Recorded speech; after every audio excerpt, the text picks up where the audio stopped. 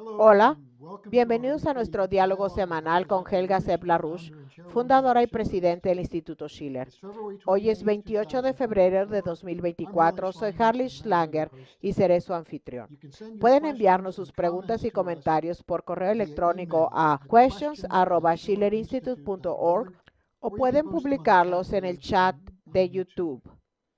Helga, nos encontramos en un periodo de profundo peligro, pero también de enormes oportunidades para superar estos peligros y comenzar una nueva era de cooperación pacífica para el desarrollo económico. El Instituto Schiller, tu organización, es una fuerza líder en el desarrollo de un nuevo paradigma a través de los esfuerzos organizativos de la Coalición Internacional por la Paz, así como la circulación y el debate de tus 10 principios de una nueva arquitectura internacional de seguridad y desarrollo, que proporcionan tanto una base filosófica como práctica para una transición a un nuevo paradigma. La primera pregunta es de alguien de Estados Unidos que escribe: Helga, en los últimos días hemos visto nuevas provocaciones por parte de la OTAN, como la propuesta del presidente francés Macron de considerar el despliegue de tropas de la OTAN en Ucrania y la discusión en Alemania de proporcionar a Ucrania misiles de largo alcance e incluso el despliegue de armas nucleares en Alemania y en Europa en general. ¿Cree que va a haber una reacción en contra de estas y otras propuestas provocativas similares o simplemente van a pasar desapercibidas? Más vale que se rechace eso porque si escuchan lo que dicen estos círculos políticos dirigentes, en su mayoría estos días, solo hay una conclusión: que se han vuelto colectivamente completamente locos y que tenemos que sacarlos de este rumbo, porque si esto sigue así, conducirá a un enfrentamiento directo entre la OTAN y Rusia en un futuro muy próximo. Ahora, como mencionaste, el reciente estallido de una condición mental muy problemática que fue visible en el presidente Macron, quien organizó una reunión de 20 países sobre Ucrania y luego en una conferencia a medianoche de repente anunció que las tropas francesas y otras tropas de la OTAN deberían ser enviadas para reforzar a las tropas ucranianas de Ucrania y que él lideraría una coalición de países que planean suministrar a Ucrania misiles de mediano y largo alcance y bombas, etcétera. Así que esto fue obviamente en medio de una gigantesca presión sobre Alemania, sobre Scholz en particular, para que enviara misiles crucero Taurus que puede volar a más de 500 kilómetros y por lo tanto podría alcanzar teóricamente a Moscú y a otros objetivos estratégicos como el Kremlin y otros ministerios. Y obviamente eso hizo que el canciller Scholz afortunadamente pusiera freno a esto por el momento, porque dijo que bajo ninguna circunstancia permitiría que Alemania fuera arrastrada a la guerra como parte beligerante. Y también estuvo en desacuerdo con el envío de tropas alemanas a Ucrania, y de esa manera hubo una división abierta entre Macron y Scholz. Las personas que están impulsando estas escaladas no tienen ninguna responsabilidad.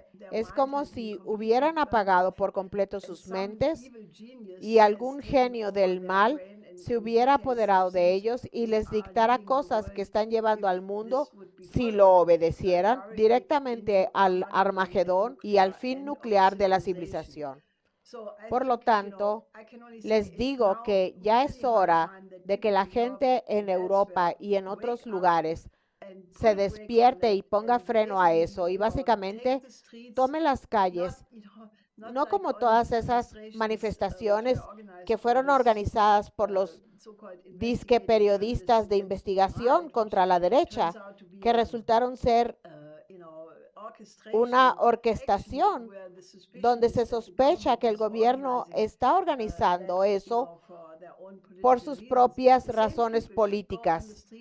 La misma gente debería salir a las calles y marchar en su lugar contra el peligro de una guerra nuclear inmediata, porque este es el resultado de estas políticas. Y en Alemania, a partir de ahora, incluso si uno se deshiciera de esta coalición increíblemente incompetente llamada la coalición del semáforo, si eso fuera reemplazado por la oposición, digamos, la CDU, CSU, más el FDP o los verdes, no sería mejor, porque hay políticos en el bando de la oposición que, como Kiesewetter, que dice que tenemos que llevar la guerra a lo más profundo del territorio de Rusia. Es decir, esta gente está jugando con la potencia nuclear más fuerte del planeta. Se han vuelto completamente locos. Esa es la única explicación que uno puede tener. Por lo tanto, ¿dónde están los adultos que se levantan y les dicen que esto tiene que parar? Porque esto es más que caminar como sonámbulos hacia la Tercera Guerra Mundial. Esto es ir diciendo viva a la catástrofe. Lo único que puedo decir, si están escuchando o viendo esta videoconferencia, únanse a nuestra coalición internacional por la paz. Nos reunimos todos los viernes por Zoom y estamos discutiendo qué acciones se pueden tomar. Y el propósito de la coalición internacional por la paz es hacer el esfuerzo de unificar el movimiento internacional por la paz, porque hay mucha gente luchando por la paz, pero hasta ahora no están bien organizados para trabajar juntos. Y tenemos que lograr un movimiento por la paz más fuerte a nivel internacional, porque está muy claro que la discrepancia entre lo que los gobiernos están impulsando, por las razones que sean, cualquier persona cuerda no puede entenderlo, que incluso si uno actúa en base a la codicia personal y el prestigio y el privilegio, no se puede arriesgar la existencia de toda la civilización haciendo lo que ellos están haciendo. Sin embargo, hay una discrepancia increíble entre lo que estos políticos están impulsando y lo que la población está viviendo, porque de las muchas discusiones que he tenido en los últimos días, la gente en general está asustada, tiene miedo, piensa que estos políticos pueden estar volviéndose locos y por lo tanto la única respuesta es que no se limiten a decir eso. Movilícense con nosotros, con el Instituto Schiller y la Coalición Internacional por la Paz, que pueden parar esto. Por las preguntas que he recibido, está claro que la gente está ahora más centrada que nunca en el peligro de guerra. Tal vez haya sido el alboroto en torno al segundo aniversario de la operación militar especial o algo así. Pero permíteme hacerte algunas de estas preguntas. Tenemos una de Nigeria. Bajo el gobierno de Biden, Estados Unidos parece comprometido a financiar una guerra permanente contra Rusia en Ucrania, apoyando completamente el objetivo del primer ministro israelí Netanyahu de expulsar a la población palestina de Gaza y Cisjordania, como en los casos anteriores en Irak, en Afganistán, etcétera. Estados Unidos, desde el punto de vista de gran parte del mundo, es cómplice de crímenes de guerra. ¿Es posible que esta vez Estados Unidos tenga que rendir cuentas? Cabe mencionar que hay ciertas acciones legales. Ha habido un caso en California que, sin embargo, fue rechazado por el tribunal porque dijeron que hay una división de poderes y, por tanto, el poder judicial no puede pronunciarse sobre el ejecutivo. Así que creo que ese caso no llegó a ninguna parte. Creo que los resultados de la Corte Internacional de Justicia de La Haya, creo que el lunes llegaron a una conclusión sobre su demanda del 26 de enero a partir de la queja del gobierno de Sudáfrica. Sin embargo, que yo sepa, esto aún no se ha hecho público y la denuncia más antigua de la Asamblea General de la ONU de 2022 tampoco es pública y puede llevar más semanas y meses, tal vez incluso años. En cualquier caso, no es concluyente que yo sepa. Luego, hay un nuevo caso en Holanda donde alguien demandó que el gobierno holandés no puede enviar armas a Israel porque eso posiblemente condonaría el genocidio. Por lo tanto, no sé hacia dónde se dirige este caso, pero hubo una cierta sentencia y del mismo modo se están llevando a cabo varios esfuerzos, pero creo que los casos legales realmente no prometen estar a tiempo sobre cómo los casos deberían proceder, pero creo que lo que se necesita es realmente un debate general, porque creo que la razón por la que se están llevando a cabo estas escaladas es porque las élites del norte se dan cuenta de que su sistema claramente ha sido rechazado por la mayoría global.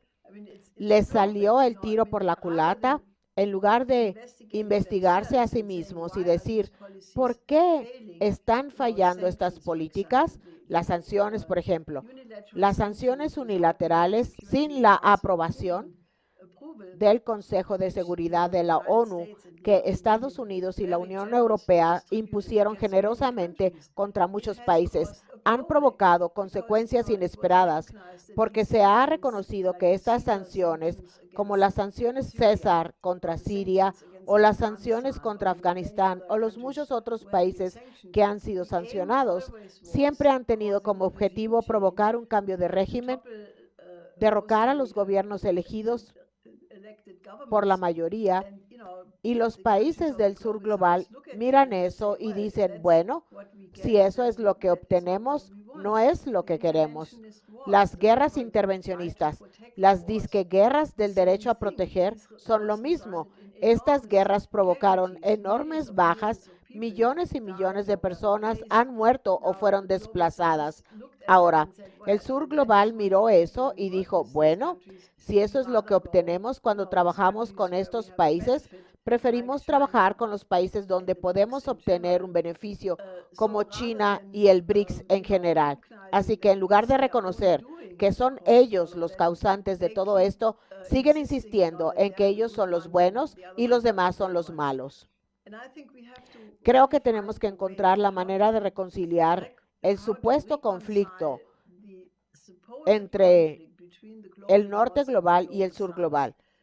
Porque si uno lo mira realmente, estamos sentados en un mismo barco y el peligro de una guerra termonuclear lo deja más claro que cualquier otra cosa.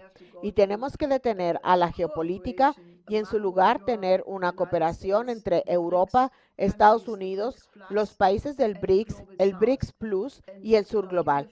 Y dado que las élites se oponen a ello, creo que requiere un debate mucho más amplio. Tal vez haya que llevar toda esta cuestión a la Asamblea General de la ONU.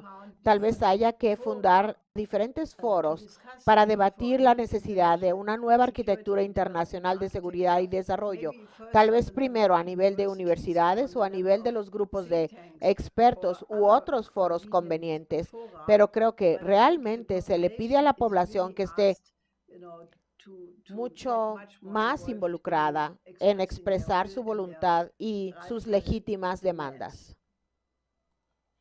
Como mencionaste, la Corte Internacional de Justicia acaba de terminar una semana de audiencias sobre una moción para acelerar la acción sobre las medidas provisionales que no parece haber ocurrido todavía. Tenemos una pregunta de Sudáfrica. Es asombrosa la falta de respuesta de los gobiernos occidentales a los terribles pronósticos de hambruna masiva y muerte por enfermedad. ¿Acaso no oyen los llantos de los niños o ven la desesperación en los ojos de sus madres? Pues parece que no. Cualquiera que quiera saber lo que está ocurriendo en Gaza tiene muchas oportunidades de averiguarlo. Acabo de leer esta mañana un informe de un hombre que describe cómo, debido a la falta total de alimentos, toda la poca energía que tiene la gente se gasta en encontrar desesperadamente, de alguna manera, una comida para sí mismos, para su familia. Cada vez tienen menos que comer, aunque quizás solo sea grano pero luego el grano ya no está disponible. No tienen absolutamente nada, acuden a sus familias y se encuentran en la misma situación. Y como personas que tenían un peso normal y estaban sanas hace solo unos meses, ahora están menguando y a punto de morir de hambre. Y es desgarrador. Quiero decir, no puedo entender cómo la gente puede saber estas cosas y luego decir que es lo contrario. Por ejemplo, en Berlín se acaba de celebrar un festival de cine, el llamado Berlinale, y aunque yo solo leí sobre él y no participé ni lo vi de cerca, lo que se informó es que algunos de los artistas empezaron a sacar el tema de lo que está ocurriendo en Palestina. Y entonces hubo una gran protesta en la que básicamente se dijo que era una manifestación que mostraba odio contra Israel. Eso no es lo que ocurrió de ninguna manera. ¿Cómo no expresar un profundo sentimiento humano contra lo que les está ocurriendo a los palestinos sentados en Rafah? 1,5 millones de personas en una situación increíble. Si ya no se puede expresar un sentimiento humano, expresar lo que sentimos con esta gente, estamos perdiendo toda humanidad. Y eso es lo que realmente está en juego aquí. Y solo quiero felicitar al gobierno sudafricano.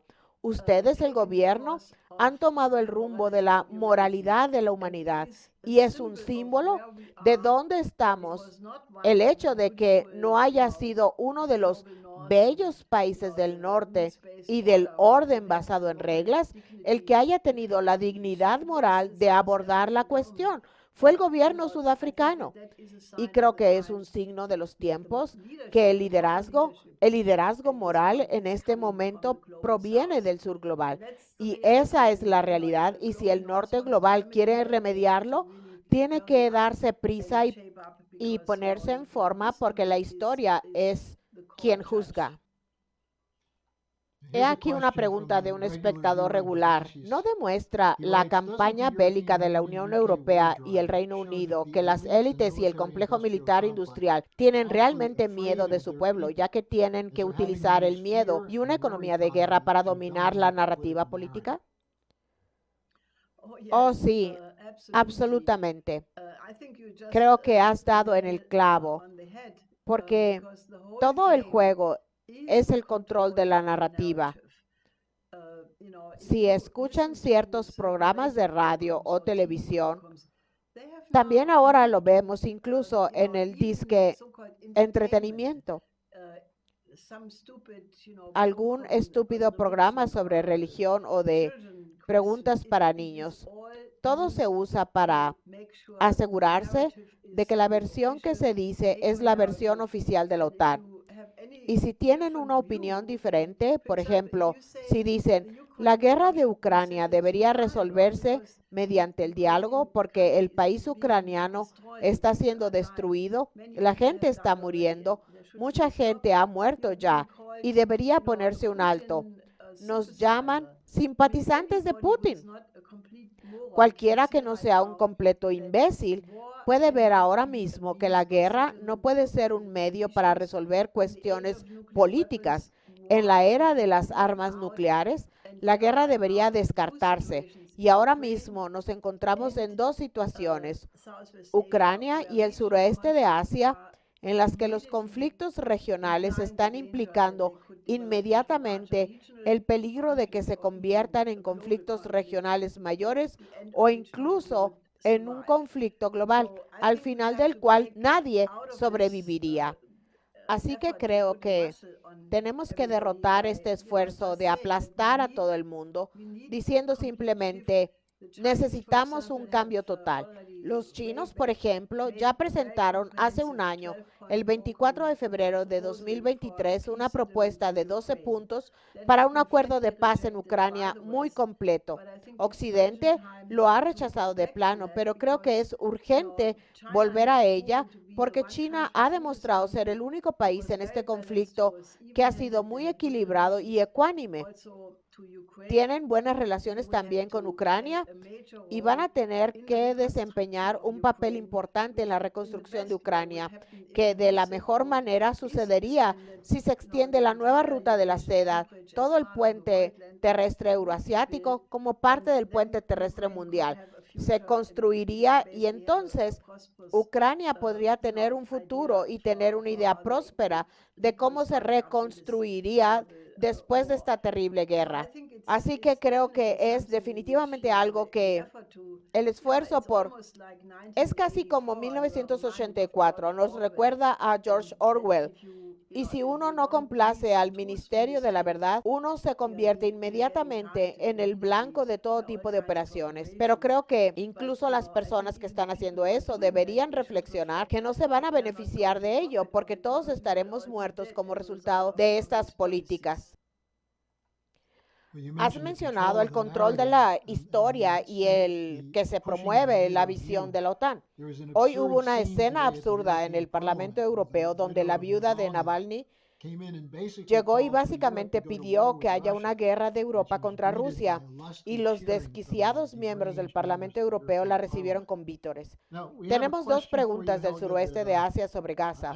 Una es de Faisal que escribe, ¿por qué subestiman Biden el poder de los países árabes con respecto a Gaza? Y me gustaría saber si cree que es así. Pero la segunda pregunta de Argelia es, ¿cree que Biden está dando por sentada la pasividad árabe? ¿No podría convertirse en un gran problema para Occidente? Creo que sí. Y creo que el único remedio es lo que ya hemos hablado en los programas anteriores. Si aún no han visto nuestro video de 14 minutos sobre el plan Oasis para el suroeste asiático, deberían verlo.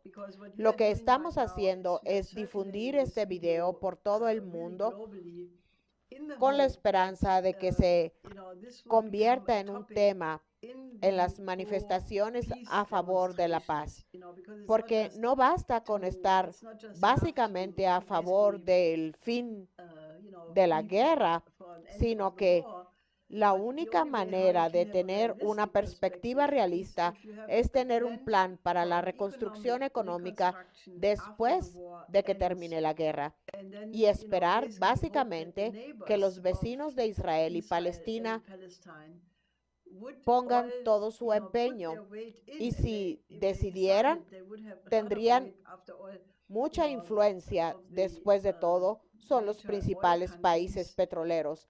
Varios de ellos son ahora parte del BRICS.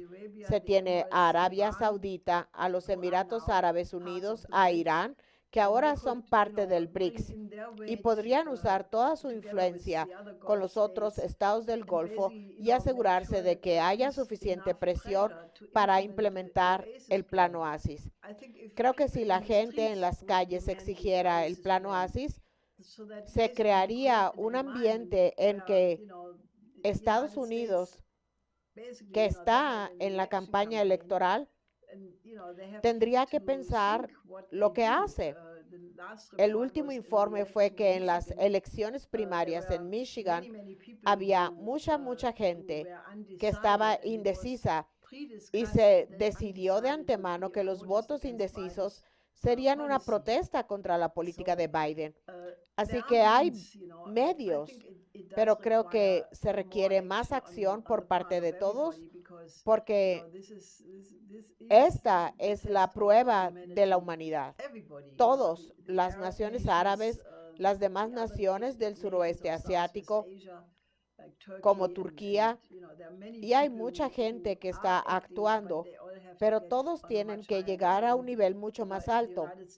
Y Estados Unidos, en última instancia, es el país del que todo depende, porque si Estados Unidos dijera básicamente o llevan a cabo un acuerdo pacífico o no enviaremos armas ni ayuda financiera, esto ocurriría. Así que el siguiente paso es responsabilidad de Estados Unidos. Les pido que miren este video sobre el plan Oasis porque es la salida. Si consiguiéramos que todos los participantes se pusieran de acuerdo que necesitamos tener una perspectiva positiva, esperanzadora, en la que todo el mundo pueda vivir y todo el mundo participe, creo que esa es, en mi opinión, la única forma de salir de esta crisis.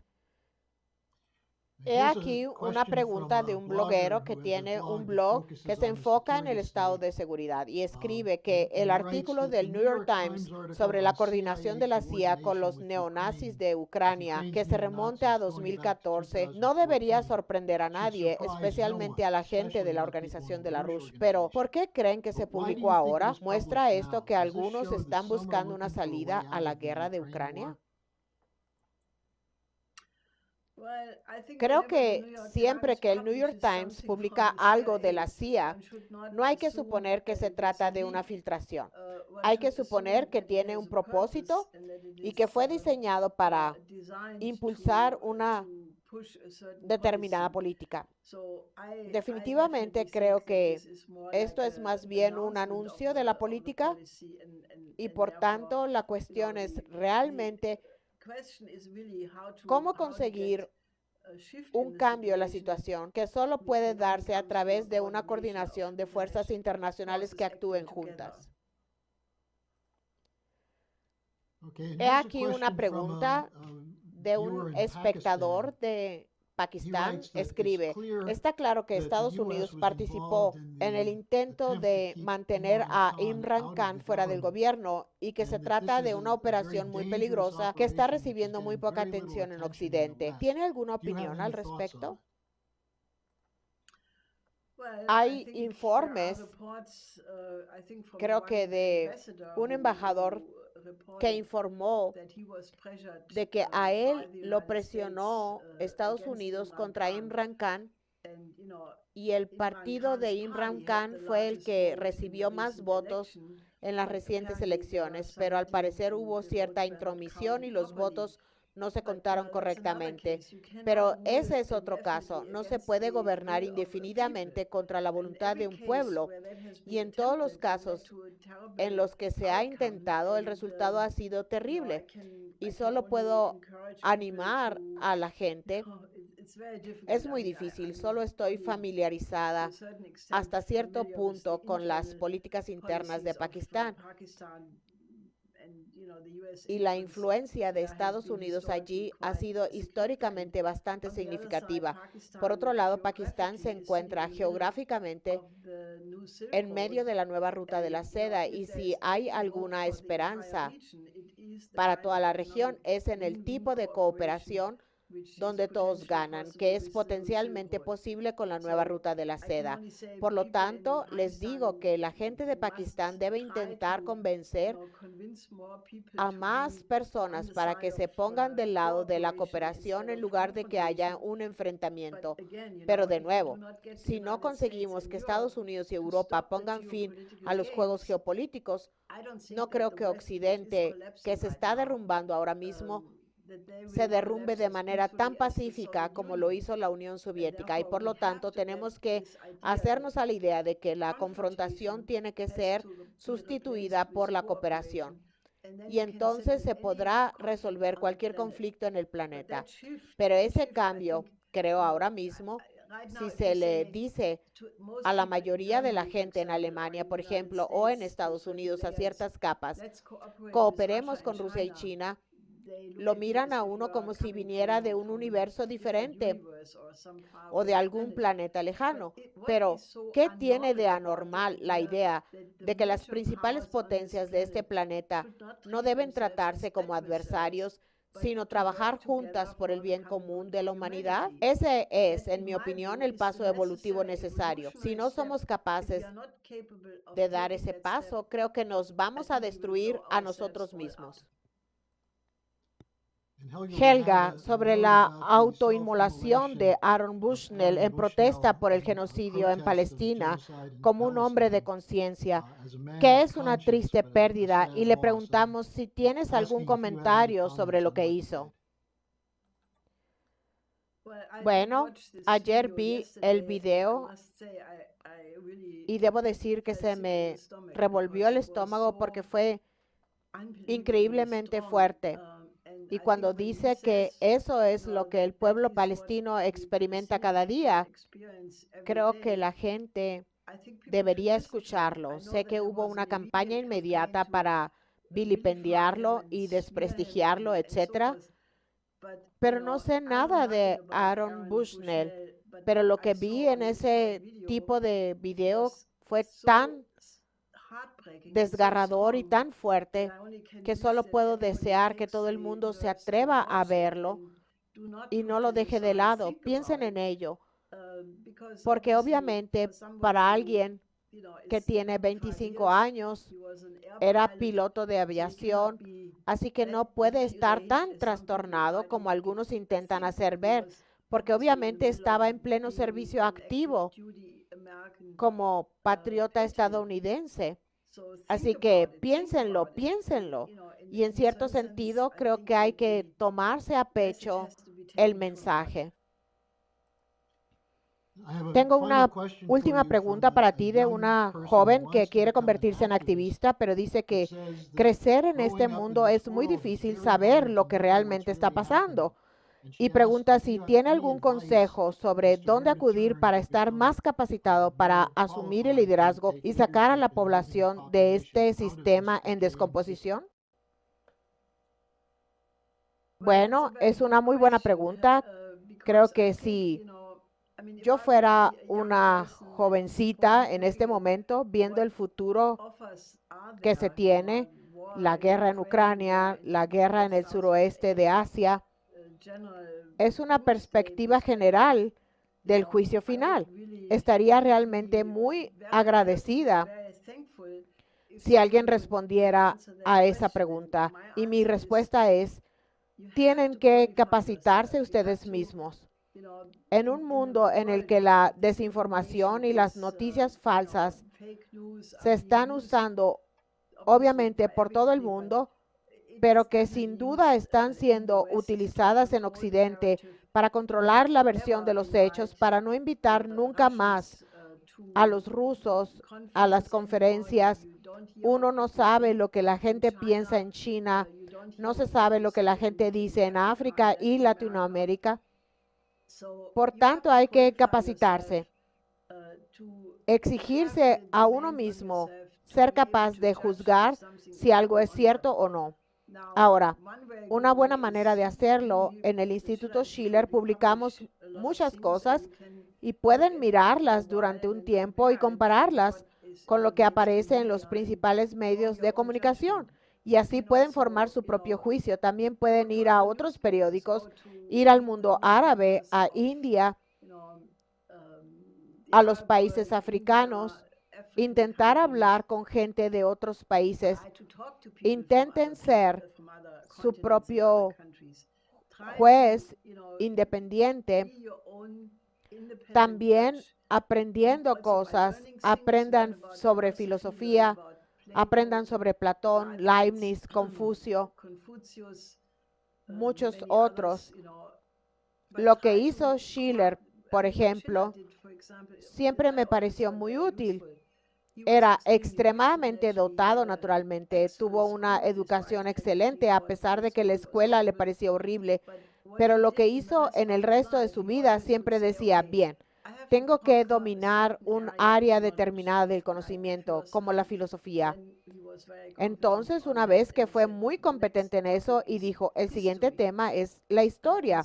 Y así pasaba de un área a otra, siempre con el objetivo de conocer al menos el tema en lo esencial para poder juzgar las cosas. Y así acumuló a lo largo de su desgraciadamente demasiado corta vida una gran cantidad de lo que en alemán se llama Geistesmassen, objetos de pensamiento, ideas. Y lo bonito es que si uno acumula cada vez más conceptos e ideas, estos resuenan y se empiezan a ver las conexiones y uno llega a una visión holística y se empieza a tener una visión general que nunca se obtendría si uno se limitara a elegir este elemento aquí y aquel otro allí. Pero si uno va construyendo su propio conocimiento como un enfoque sistemático, se puede hacer un enorme progreso en muy poco tiempo.